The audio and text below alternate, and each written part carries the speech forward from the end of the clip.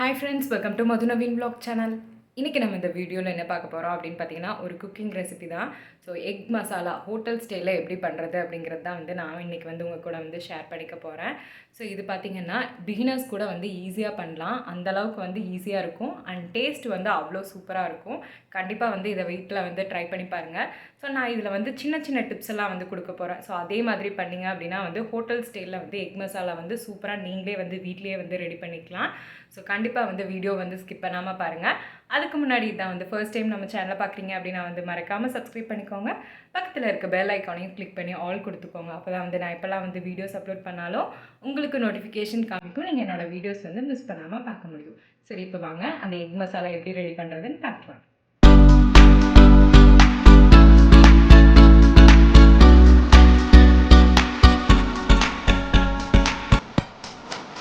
இந்த egg gravy பண்ணுறதுக்கு நம்ம மசால் அரைக்கணும். அதுக்கு தேவையான பொருட்கள் என்ன அப்படின்னு பார்த்தீங்கன்னா 2 பெரிய வெங்காயத்தை நான் கட் பண்ணி வச்சுருக்கேன். அது கூடவே 2 பச்சை மிளகா, ஒரு 5-6 பல் பூண்டு, 2 துண்டு இஞ்சி, கொஞ்சமாக கொத்தமல்லி தழை. ஸோ இதுதான் தேவையான பொருட்கள். இது எல்லாத்தையுமே ஃபஸ்ட்டு நம்ம ஒரு மிக்ஸி ஜார் எடுத்து அதுக்கு மாற்றிக்கலாம்.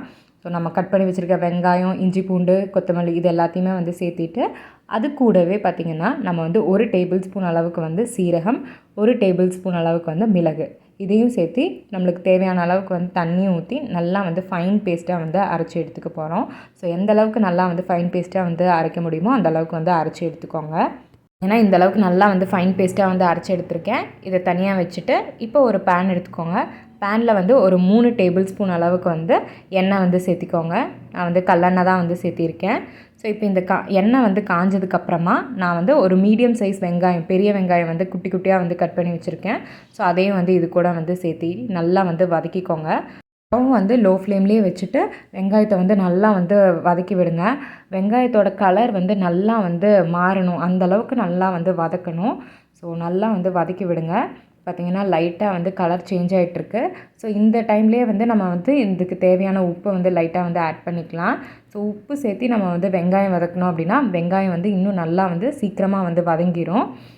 வெங்காயம் எந்த அளவுக்கு நல்லா குக் ஆகுதோ ஸோ அந்த டெக்ஸ்சரும், குழம்போட டெக்ஸ்சரும் அதோட டேஸ்ட்டும் சூப்பராக இருக்கும். அதனால் வெங்காயம் நல்லா வதங்குறதுக்கு விடுங்க. பார்த்திங்கன்னா ஒரு 5 நிமிஷம் ஆயிடுச்சு. வெங்காயம் நல்லா வதங்கிருச்சு. இப்போ இந்த ஸ்டேஜில் நான் கட் பண்ணி வச்சுருக்கிற 2 மீடியம் சைஸ் தக்காளி சேர்த்திக்கிறேன். தக்காளி ஆட் பண்ணிவிட்டு இந்த வெங்காயம், தக்காளி இதெல்லாம் நல்லா மசிஞ்சு வர அளவுக்கு நம்ம வேக வைக்கணும். பார்த்திங்கன்னா ஓரளவுக்கு நல்லா தக்காளி வெந்துருச்சு. இன்னும் கொஞ்சம் நேரம் நம்ம வேக விடலாம். அப்போ தான் நல்லா மசிஞ்சு வரும், கிரேவி நல்லாயிருக்கும். ஸோ எந்த அளவுக்கு நம்ம கிரேவி பண்ணும்போது வெங்காயம், தக்காளியெல்லாம் மசிஞ்சு வருதோ அந்தளவுக்கு கிரேவியோட டெக்ஸ்சரும் டேஸ்ட்டும் சூப்பராக இருக்கும். ஸோ பார்த்திங்கன்னா நல்லா வதங்கிருச்சு, எண்ணெய்லாம் பிரிஞ்சு வந்துருச்சு. இப்போ இந்த ஸ்டேஜில் நம்ம இந்த கிரேவிக்கு தேவையான மசாலாம் சேர்த்திக்கலாம். பார்த்திங்கன்னா ஒரு 1/4 டேபிள் ஸ்பூன் அளவுக்கு மஞ்சள் தூள், ஒரு 1/2 டேபிள் ஸ்பூன் அளவுக்கு மிளகாத்தூள். ஸோ நம்ம ஆல்ரெடி பச்சை மிளகாயெல்லாம் ஆட் பண்ணியிருக்கோம். உங்கள் காரத்துக்கு தகுந்த மாதிரி மிளகாத்தூள் ஆட் பண்ணிக்கோங்க. அது கூடவே 1 டேபிள் ஸ்பூன்லேருந்து 1.5 டேபிள் ஸ்பூன் அளவுக்கு மல்லித்தூள், ஒரு டேபிள் ஸ்பூன் அளவுக்கு கரம் மசாலா. ஸோ இவ்வளோ தான் மசாலா. இது எல்லாத்தையும் சேர்த்து நல்லா வதக்கி விடுங்க. ஸோ ஸ்டவ் லோ ஃப்ளேம்லேயே இருக்கணும். எப்போவுமே நம்ம மசாலா ஆட் பண்ணதுக்கப்புறம் ஸ்டவ் லோ ஃப்ளேமில் வச்சுட்டு தான் கலரணும், இல்லைனா அடி பிடிச்சிரும். ஸோ பச்சை வாசம் எல்லாம் போகிற அளவுக்கு நல்லா வதக்கி விடுங்க. தக்காளி, வெங்காயம், நம்ம போட்டிருக்கிற மசால் அதெல்லாமே அந்த பச்சை வாசனை போகிற அளவுக்கு நல்லா வதக்கி விடுங்க. ஏன்னா நல்லா வதங்கிருச்சு. இந்த ஸ்டேஜில் நம்ம அரைச்சி வச்சுருக்கிற அந்த பேஸ்ட்டையும் இது கூட சேர்த்திக்கலாம். ஸோ அதையும் சேர்த்து நல்லா கலரி விடுங்க. இது பார்த்திங்கன்னா இதோட பச்சை வாசம் போகிற அளவுக்கு நல்லா வதக்கி விடணும். ஸ்டவ் லோ ஃப்ளேம்லேயே இருக்கட்டும். ஏன் அப்படின்னு பார்த்தீங்கன்னா இந்த பேஸ்ட்டு பார்த்திங்கன்னா நம்ம எதையுமே வதக்காமல் அப்படியே பச்சையாக தான் அரைச்சிருக்கோம். அதனால் அதோட பச்சை வாசம் ஃபுல்லாக போகிற அளவுக்கு நம்ம வதக்கி விடணும்.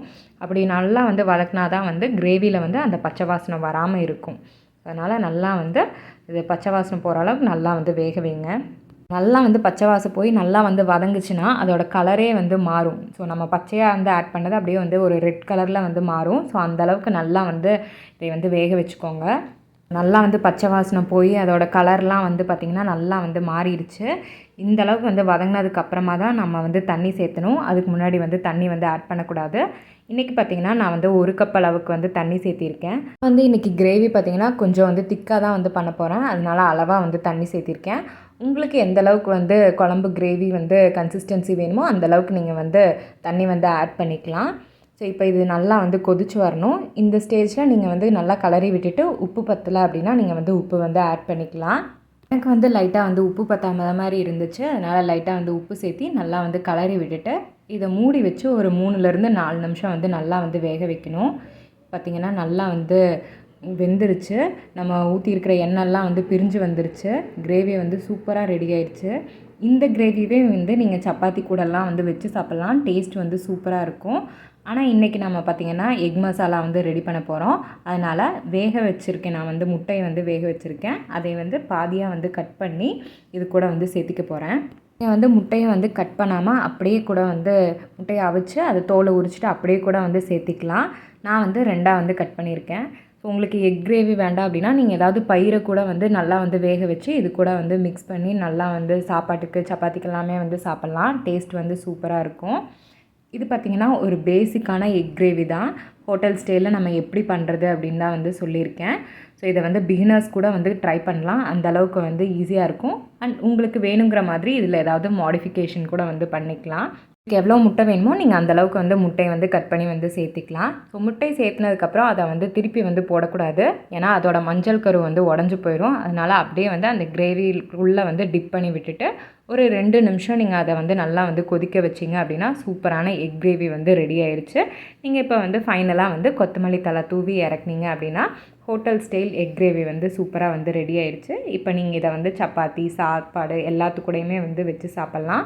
ஸோ டேஸ்ட் வந்து சூப்பராக இருக்கும். கண்டிப்பாக வந்து இதை ட்ரை பண்ணி பார்த்துட்டு எப்படி இருக்குது அப்படிங்கிறத எனக்கு கமெண்ட்டில் வந்து சொல்லுங்கள்.